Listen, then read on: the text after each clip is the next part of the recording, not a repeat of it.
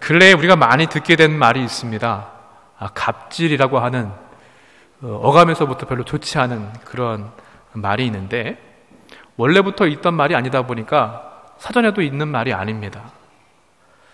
원래 이 계약서를 작성할 때 이 갑과 을의 자리에서 철째, 둘째 이렇게 담당 순서대로 순서를 뜻하는 그러한 말이었는데, 이것이 권력이나 이해관계에 따라서 우위인 쪽을 갑이라고 부르게 되었고, 그렇지 않은 쪽을 을이라고 부르면서 힘 있는 갑이 약자인 을한테 폐악을 부리는 모든 행위를 가리켜서 갑질이다 이렇게 부르게 되었습니다. 이 말이 얼마나 화두가 되었는지 좀 부끄러운 모양새지만, 이 한국어 표현 그대로 국제영어사전에 최근에 올라갔다는 기사도 보게 되었습니다. 자신이 가진 힘과 지위를 이용해서 다른 사람들의 신체적인 것, 또 시간, 자유, 정신까지도 침해하는 이러한 갑질들의 사례를 우리가 직접 경험해 보지 않는다고 할지라도 듣기만 해도 분노가 일어나게 하기도 하고요.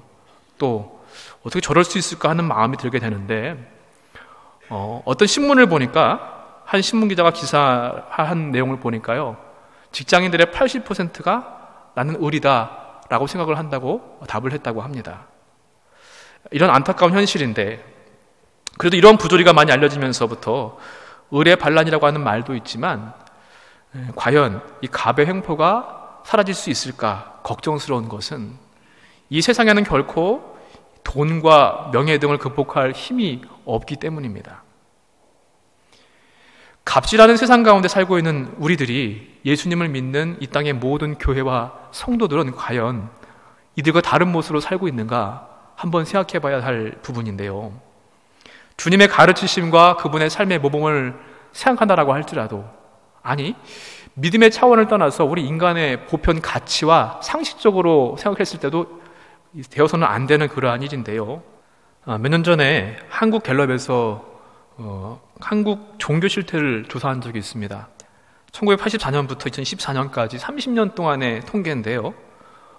기독교, 불교, 천주교 이런 거 다 포함해서 종교인들이 10년 전에 비해서 감소했답니다. 그리고 종교를 가지지 않는 사람들 가운데 앞으로 종교를 가지려면 어떠한 종교를 갖겠습니까? 라고 물었을 때에 불교, 천주교, 그 다음이 개신교입니다.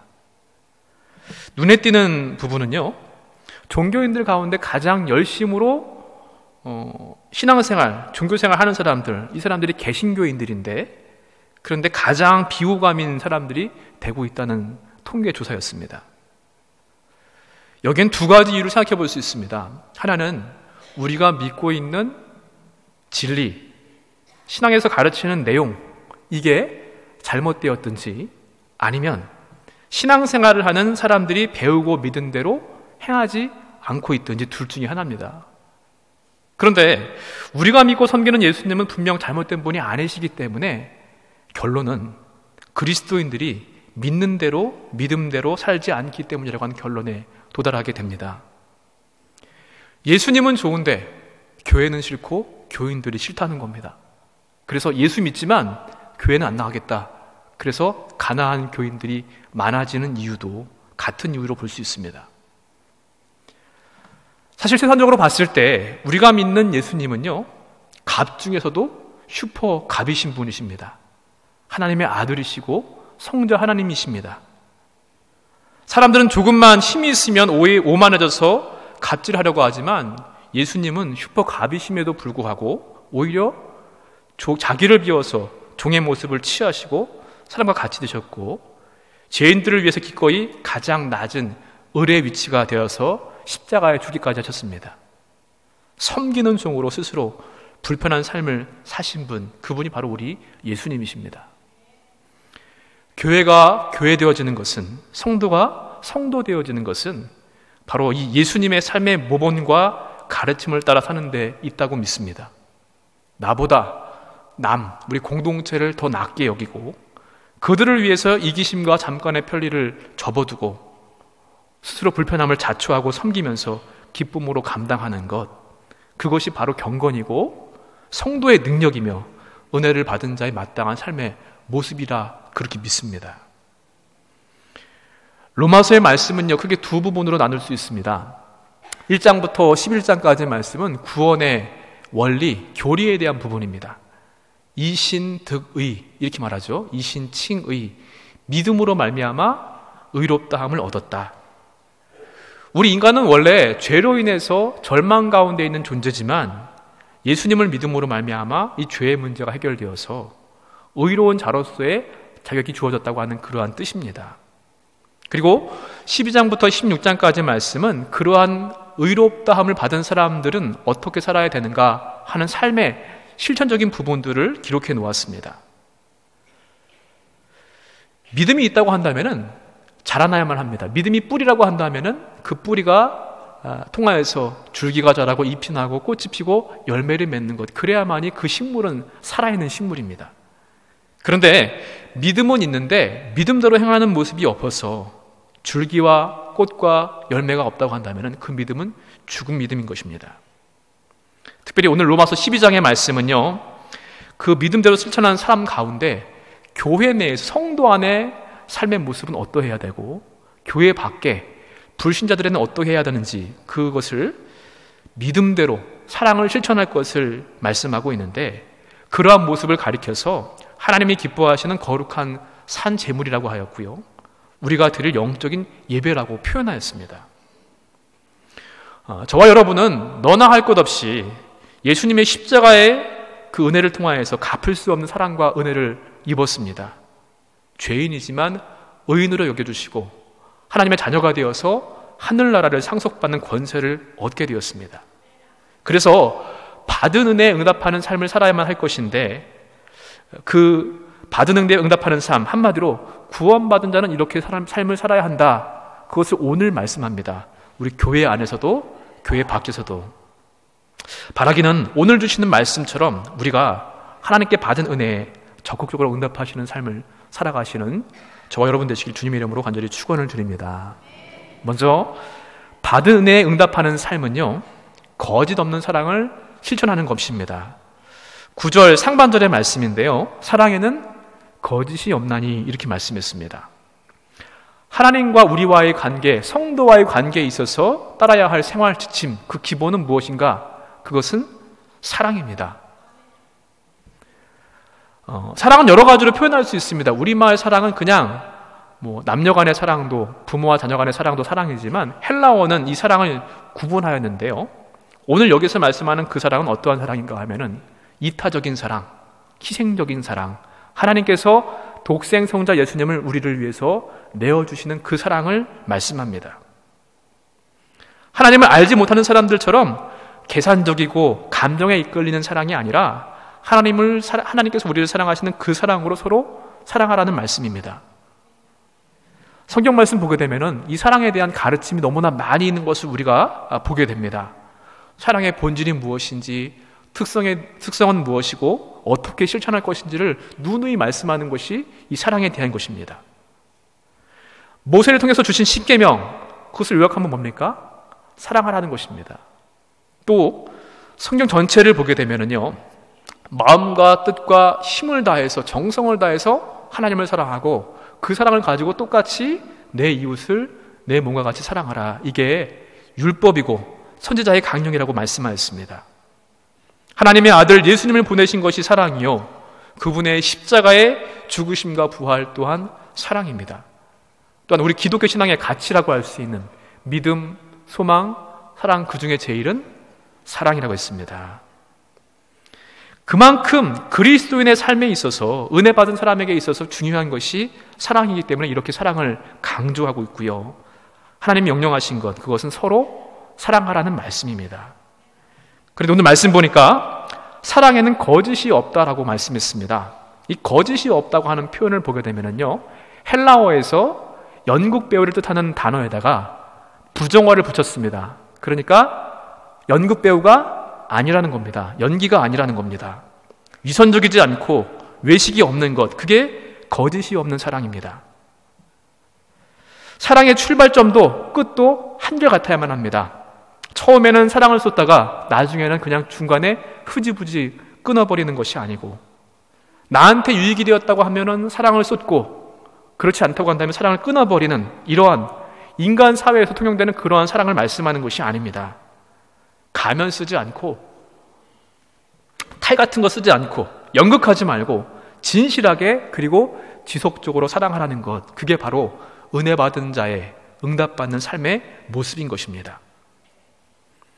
교회만이 아니라 세상 사람들도요, 얼마나 많은 사람들이 사랑을 찾고 요구하는지 모릅니다. 진실한 사랑을 찾지 못했기 때문에 그만큼 갈증을 느끼는 것인데요, 심지어는 거짓 사랑인 것을 알고 있음에도 불구하고 그 사랑에 빠져들고 몰려들기도 합니다. 그만큼 진실한 사랑이 절실한 이러한 세상인데, 이러한 때에 우리가 성도들로부터 이러한 진실한 사랑을 실천한다는 것, 얼마나 아름다운 모습이 되겠습니까? 자, 그러면서 이제 거짓 없는 진실한 사랑의 구체적인 내용 5가지를 설명하고 있습니다. 우리 9절 하반절부터 악을 미워하고부터 우리 13절까지 말씀을 함께 읽어보겠습니다. 악을 미워하고 선에 속하라. 형제를 사랑하여 서로 우애하고 존경하기를 서로 먼저 하며 부지런하여 게으르지 말고 열심을 품고 주를 섬기라. 소망 중에 즐거워하며 환난 중에 참으며 기도에 항상 힘쓰며 성도들의 쓸 것을 공급하며 손 대접하기를 힘쓰라. 아멘. 먼저 악을 미워하고 선에 속하십시오. 미워한다는 것은요, 그 뜻을 보게 되면은 마음속에서부터 품은 증오를 말합니다. 악에 대해서는 아주 철저하게 미워하고 증오하는 그런 마음이 필요합니다. 대신에 선에 속하라고 했습니다. 이 속한다고 하는 말은요, 딱 달라붙어 있는 것을 뜻합니다. 단단하게 붙어 있어가지고 끊어지지 않는 것, 떨어지지 않는 것. 악에 대해서는 증오하고 미워하지만 선에 대해서는 딱 달라붙어서 그 일에 헌신하는 것, 그 모습입니다. 우리가 주의해야 할 것은요, 어떠한 사람의 악행을 미워한 나머지 그 사람까지도 거절해버릴 수 있습니다. 반대로 악인에 대해서, 악인을 용납하는, 사랑해야 한다고 하는 그런 원칙을 중요하게 여긴 나머지 그 사람의 삶 속에 있는 악까지도 눈감아 버릴 수가 있습니다. 이거 철저히 구분해야 되는데요, 악은 증오하고 미워하지만 거기서 머무는 것이 아니라 더 적극적으로 그 자리에서 벗어나서 딱 붙어가지고 선을 행하는 일, 그게 바로 우리의 모습이 되어야 될 줄 믿습니다. 또 10절입니다. 먼저 형제를 사랑하고 존경하십시오. 여러분, 육신의 부모와 형제자매 참 중요합니다. 그런데 믿음의 눈으로 봤을 때 우리 같은 믿음을 가지고 있는 성도들, 형제자매는 더욱더 중요합니다. 왜냐하면 육신의 형제자매들은 이 세상에서의 삶이 다 지나면 끝이지만 같은 믿음을 가진 성도들, 형제자매들은요, 그게 끝이 아닙니다. 예수 그리스도 안에서 영원까지 그 관계가 계속되기 때문에 더욱더 중요합니다. 사실 1년에 여러분들 가족들 얼마나 많이 만나십니까? 명절 때를 중심으로 뭐 한두 번 정도 만나지 않습니까? 그런데 같은 믿음의 생활을 하는 우리들을 보게 되면은 신앙생활을 하면서 함께 교제하고 만나고 예배하는 시간들이 훨씬 더 많습니다. 그러한 중요한 믿음의 형제 자매들한테 먼저 사랑하고 우애하고 존경하라고 말씀했습니다. 이 먼저라고 하는 말, 명예나 존경이나 사랑을 받는 일, 이거는 내가 양보하고 우리 형제가, 자매가, 이웃이 먼저 그것을 받을 수 있도록 하라는 것입니다. 교회 안에 들어오게 되면은요, 누구나 다 사랑이 넘칠 것이라고 생각을 합니다. 기대를 합니다. 자, 그러면서 다른 사람이 사랑해 주기를 기다리고 바라죠. 물론 처음에는 한두 번 그럴 수 있습니다. 그러나 우리가 어린아이처럼 늘 언제나 그것을 기대서는 안 됩니다. 이제는 나보다 늦게 들어온 사람을 사랑으로 보살필 수 있어야만 하고요, 내가 사랑받기를 원한다고 한다면 먼저 사랑할 수 있어야만 합니다. 나를 존경하기를 원한다고 한다면 내가 먼저 존경하고 섬길 수 있어야만 합니다. 그래서 오늘 말씀에 먼저 사랑하고 존경하고 섬기라고 말씀했습니다. 또 11절 말씀입니다. 부지런하고 열심히 주를 섬기십시오. 게으른 사람은요, 어느 것도 제때 하지 못합니다. 신앙생활은 물론이거니와 그래서 사랑의 실천도 부지런해야만이 할 수 있습니다. 열심을 품고라고 했는데 이 말은 성령과 더불어서 성령 안에서라고 번역할 수 있습니다. 성령님께서 주시는 열심을 가지고 주님을 섬기는 일에 귀결되어서 최선을 다해야만 한다는 것입니다. 우리가 사랑을 행하는 근본적인 기본 동기가 무엇 때문입니까? 그것은 하나님 사랑 때문인 줄로 믿습니다. 그래서 하나님을 사랑하는 사람들은 당연히 형제 자매를 사랑할 수 있습니다. 그런데 하나님 사랑하지 못하는 사람은 형제 자매도 사랑할 수가 없습니다. 동정심, 휴면해진 것 같은 인간의 동기에서 출발한 사랑은요, 힘들고 어려우면 오래가지 못합니다. 왜냐하면 그 동기가 하나님의 사랑이 아니라 인간의 사랑에서 출발했기 때문에 그렇습니다. 우리의 목표는 주님입니다. 주님을 잘 섬기는 것, 그러할 때 자연스럽게 형제 자매도 사랑으로 섬길 수가 있습니다. 그래서 부지런히 성령께서 주시는 열심을 가지고 주를 섬기라고 오늘 말씀했습니다. 12절 말씀입니다. 소망과 인내 가운데 기도에 힘쓰시기 바랍니다. 로마서 5장 3절 4절에 말씀합니다. 다만 이뿐 아니라 우리가 환난 중에도 즐거워하나니 이는 환난은 인내를, 인내는 연단을, 연단은 소망을 이루는 줄 알미로라. 진정한 사랑은요, 거짓이 없는 사랑은 내가 아무리 어렵고 힘든 처한 상황이 있다라고 할지라도 소망 가운데서 인내할 수 있습니다. 왜냐? 예수님이 우리의 기쁨이 되시고 소망이 되시기 때문입니다. 하나님께서 우리를 위해서 예비하신 모든 것을 기쁜 마음으로 그래서 기도할 수도 있는 것입니다. 환난, 소망, 인내, 이것은 함께 이어질 수 있는데 바로 그러한 삶을 살 수 있으시길 바랍니다. 그리고 13절 말씀 보니까요, 구체적으로 사랑하십시오. 진실한 사랑, 거짓이 없는 사랑은요, 성도들의, 우리 형제 자매들의 구체적인 필요를 공급하는 사랑입니다.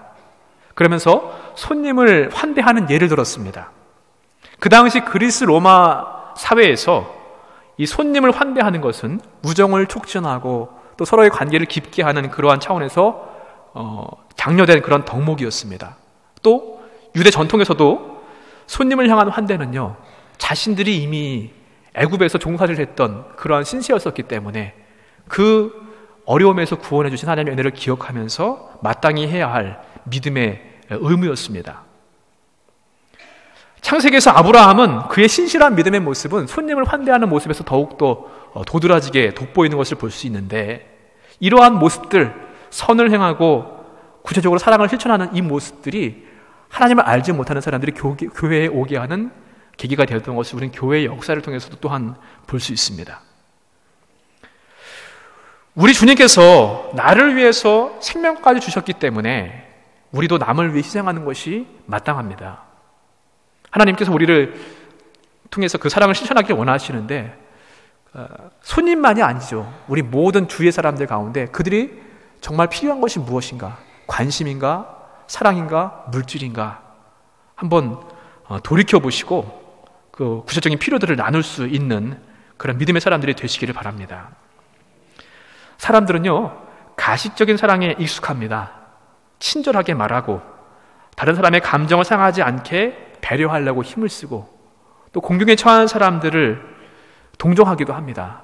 그런데 오늘 이 말씀을 통해서 우리에게 주시는 하나님의 뜻은요, 그러한 예의 바른 태도, 그거를 넘어서서 가시식이 없는, 거짓 없는, 연극이 아닌, 연기가 아닌 그러한 진정한 사랑을 행하기를 원하십니다. 우리가 행해야 할 사랑은 이 세상을 구원하기 위해서 그 아들 예수님을 아낌없이 내어주신 그러한 희생적이고 이타적인 그 사랑, 거짓이 없는 사랑으로 우리 교회 내에서부터 그것을 이뤄나갈 수 있게 되시기를 주님의 이름으로 간절히 축원을 드립니다. 두 번째로 우리가 받은 은혜에 응답하는 삶은요, 모든 사람과 함께 화목하는 삶입니다. 이제 바울은 교회 밖으로 시선을 돌려서요, 불신자들한테 가져야 할 성도들의 모습, 그 생활 지침을 제시하고 있는데 여기서도 기본이 되는 것은 주님의 사랑입니다. 우리 14절부터 18절까지입니다. 함께 말씀을 읽어보겠습니다. 너희를 박해하는 자를 축복하라. 축복하고 저주하지 말라. 즐거워하는 자들과 함께 즐거워하고 우는 자들과 함께 울라. 서로 마음을 같이 하며 높은 데 마음을 두지 말고 도리어 낮은 데 처하며 스스로 지혜 있는 채 하지 말라. 아무에게도 악을 악으로 갚지 말고 모든 사람 앞에서 선한 일을 도모하라. 할 수 있거든 너희로서는 모든 사람과 더불어 화목하라. 아멘. 나를 대적하는 원수들, 박해자들을 대할 때 저주하지 말고 미워하지 말고 축복하라고 했습니다. 여러분, 그런데 한 대 맞으면 두 대, 세 대 때리고 싶은 것이 우리 인간의 마음 아닙니까? 그러다 보니까 이것은 꼭 지킬 수 없는 것이 아닌가 하는 마음이 들기도 합니다. 자, 그럴 때 우리는 먼저 생각해야만 합니다. 나는 어떠했는가? 나도 역시 예수님을 알기 전에는 믿음이 없었다고 한다면 나 역시도 예수님을 십자가에 못 박은 가해자였다고 하는 사실, 그것을 먼저 기억해야만 합니다. 그리고 내 힘으로 할 수 없기 때문에 성령 하나님의 도우심을 간구해야만 합니다. 하나님께서는 무엇보다 우리가 모든 사람과 더불어서 화목하기를 원하시기 때문에 나 자신을 높이지 않고 이웃과 함께 동고동락하는 모습이 우리에게는 필요합니다. 혹시 개인주의화된 세상을 살다 보니까 이 공동체에 주신 축복을 우리는 너무나 잃어버리고 살고 있지는 않은가 한번 돌이켜보시기 바랍니다. 우리 힘으로는 할 수 없기에 성령께서 주시는 능력을 가지고 힘써 화목을 힘쓰는 성도들이 되시기 바랍니다. 함께 즐거워하고 함께 슬퍼하고 또 먼저 행할 수 있는 그러한 우리 성도 여러분 되시기를 주님의 이름으로 간절히 축원을 드립니다.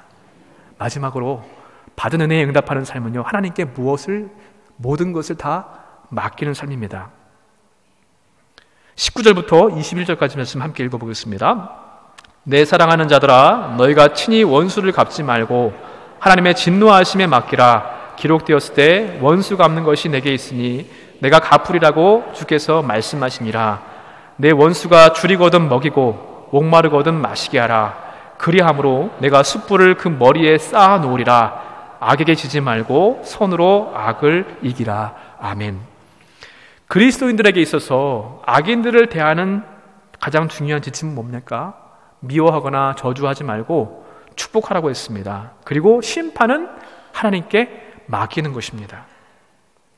내가 진정으로 하나님을 믿고 의지한다고 한다면 하나님께서 내 억울함도 갚아주실 것이고 원수도 갚아주실 것이고 모든 것을 공정하게 치리하실 것을 믿는 믿음의 고백이 필요합니다. 자, 그렇게 함으로써 오늘 말씀에 나와 있는 것처럼 숯불을 머리에 쌓아 놓으리라. 숯불이라고 하는 것은 부끄러움에서 오는 고통을 의미합니다. 내가 악한 것을 당했지만 원수로 갚지 않고 사랑으로 갚았을 때 그 원수가 내 행동 때문에 부끄러움을 느끼는 것, 그게 숯불을 머리에 쌓아놓는 것입니다. 그리고 악에게 지지 않고 선으로 악을 이기는 것입니다. 요셉은요, 남도 아닌 형들이 자신을 팔아서 노예 생활을 하게 되었습니다. 그런데 그것을 하나님께 맡겼습니다. 권력이 있을 때 직접 갚지 않았고요, 오히려 더 큰 하나님의 구원의 계획 가운데 있는 한 사건으로 보았습니다. 다윗 역시도 억울하게 자기를 죽이려고 했던 사울에게 원수 갚지 않았습니다. 오직 하나님께 맡겼습니다. 누군가를 미워하고 누군가를 저주하는 것은요, 먼저 내가 괴롭습니다. 내 원수의 목전에서 내게 상을 베푸셨다고 하는 다윗의 고백이 저와 여러분의 고백이 되시기를 주님 이름으로 축복합니다. 사랑하는 성도 여러분, 저와 여러분 우리 모두는 예수님의 십자가의 은혜로 갚을 수 없는 큰 은혜를 입었습니다. 그 은혜를 주신 하나님께 우리는 어떠한 모습으로 응답해야만 하겠습니까? 내가 받은 그 사랑을 우리 교회 안에서도 교회 밖에서도 실천하는 것입니다. 사랑으로, 그리고 선으로 악을 이기고 하나님께 맡겨드리는 인생이 하나님을 기쁘시게 하는 삶이요, 우리가 받은 은혜에 응답하는 삶이 되는 줄로 믿습니다.